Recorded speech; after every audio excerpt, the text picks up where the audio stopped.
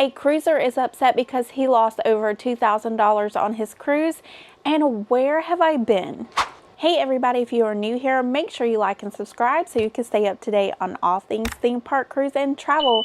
And if you're a returning viewer, make sure you click that notification bell so you never miss a video. Before I get started in today's video, I want to say a major thank you, especially for all of you that have come over to hear my cruise news stories. You guys are a major reason why I was able to enter the YouTube Partner Program, something that I really didn't think would happen for at least 2 to 3 more years, if ever. So I want to take a minute to say thank you so much for all of your love and support. And if you've been wondering where all of my cruise news videos have been, well, let's be honest, the holiday seasons and the first of the year are kind of turnover times for the cruise industry, so there's not a lot of stories out there. So I've scoured the interwebs and I found this story that I want to talk to you about today. And you may have noticed that I've cruised on over to a new topic on my channel that is related to influencer insanity stories or drama stories. So in order to make your viewing time with me more efficient, I've created a playlist for my cruise videos, my theme park videos, my resort tours, and my drama videos.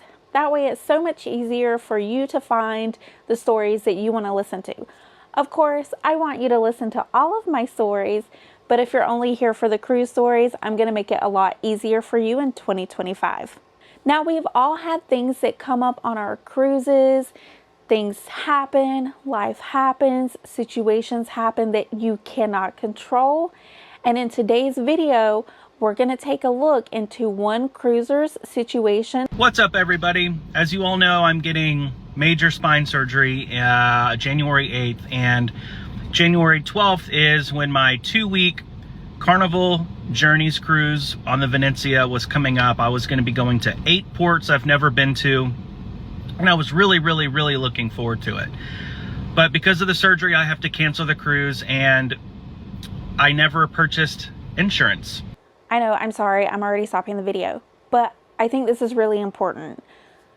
Cruise insurance is a personal choice. I'm never going to say wholeheartedly if you should get it or not. There may be some days where I will advocate for it a little bit more. Some days where I'm like, it doesn't really matter. It's all subjective to how I'm feeling on that day. But overall, if you decide to buy cruise insurance, it's a personal decision. I can't make it for you. Tony over at Lido Loca can't make that decision for you, even though he's like the best. You should probably listen to him way before me. Jay over at Ship Life, he can't make that decision for you. He's pretty great too, actually. Wow, we've got great people in this space. Anyway, the point is, nobody can make that decision for you. That's something you have to make for yourself. The decision, you have to make for yourself. You got to talk to your family. You got to look at your finances, and you have to make that decision. So I'm never going to sit here and put blame on someone because they didn't get the cruise insurance, because I don't know their financial situation. Maybe they were only able to save up just enough to go on the cruise. They didn't have the extra funds for the cruise insurance, and that shouldn't be something, in my opinion, that is going to make or break your decision to even go on a cruise. However, now that I've said all of that, if you have a medical condition, I'm not going to say if I do cruise insurance or not, but if I was talking to someone that had a medical condition, I would highly encourage them to really look at their finances, and if they have the money, I would probably encourage them to go ahead and buy the insurance. Now, I know I just did a lot of back and forth about how, that's your own decision. You got to make your own decision. However, you really need to take a step back, think about it a little bit harder if you have a medical condition.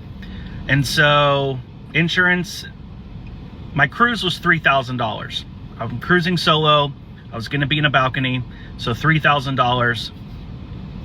And I was a healthy person at the time, so I figured I didn't need any trip insurance, because what are the chances of me not being able to go? I've never had to cancel a cruise in my life.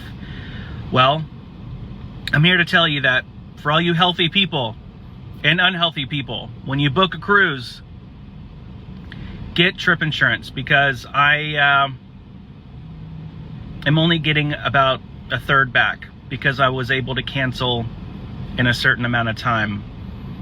So it's $2,000 down the drain. I'm able to get, I think, $950 back, which is going to go straight towards my surgery. He has a very good, solid point here. If you have a medical condition, you have to get the trip insurance for your cruise. If you don't, and something happens, like you have to get life flighted or stay at a hospital over in the Bahamas or in Mexico or wherever your cruise is taking you, that is going to come out of your pocket. And in a lot of cases, they're not even going to release you until you pay that bill. So I'm super, super bummed, and I'm not going to complain about it. I'm not going to call out Carnival. I'm not going to say that the system is screwed up. I'm owning it. I did not get trip insurance, and it really, really, really stinks. So if you've got $2,000 laying around, you can send it my way. Just kidding. I don't want anybody's money. Okay, wait. I have to laugh right there. The fact that he said, send me $2,000 if you have it laying around. And then he said, just kidding, made me think about the Ash Trevino videos. And I think I would encourage people to send him money before I would encourage them to send her money. But this is not an Ash Trevino video. But this is just a moment where when you think you're in great health, you should still get the trip insurance, because I've lost $2,000. Anyways, it's a wonderful rainy day here in Fort Worth, Texas. I hope everybody has an amazing day. And I'm going to go ahead and go add trip insurance to my cruises that I have in the future. Goodbye. So I have to give this guy props. He kind of made light of the situation, even though you can kind of tell that he's bummed about the fact that he lost $2,000. I think we can all relate to that, whether we have extra $2,000 or we don't. Losing it and not getting any return on that investment has got to suck. But he had a very good attitude about it. He's taking it as a learning lesson, and he's doing a correction of errors for his future cruises. And I think this is something that we all have to really think about. A lot of times we don't learn until we learn the hard way. I know I'm that way. I'm very stubborn. You can't tell me anything. And that's just how I am. I have to do, see, experience it for myself. But I like to think I'm really good at making a correction of errors and fixing those things moving forward. With some things, not with everything. But I do think this is a very good lesson for all of us. If we're healthy or not healthy, maybe we really should take a step back, like I said earlier, and really think about if we can afford to lose that money. So think about it. His initial cruise was around $3,000. He was only able to get a third of that back, which meant that he lost around $2,000 overall. So if you can afford to lose a third, essentially, of what you're paying on your cruise, then that might put it into perspective for you a little bit. Maybe it's worth paying the $200 or $300 or whatever it is, because the price is dependent on the cruise line you're on, the number of days. There's a lot of factors that go into how much they're charging for cruise or trip insurance. That's going to be it for today's video. Thank you so much for hanging out with me. And if you want to stay up to date on all things theme park, cruise, and travel, please consider subscribing with that notification bell on. Until next time,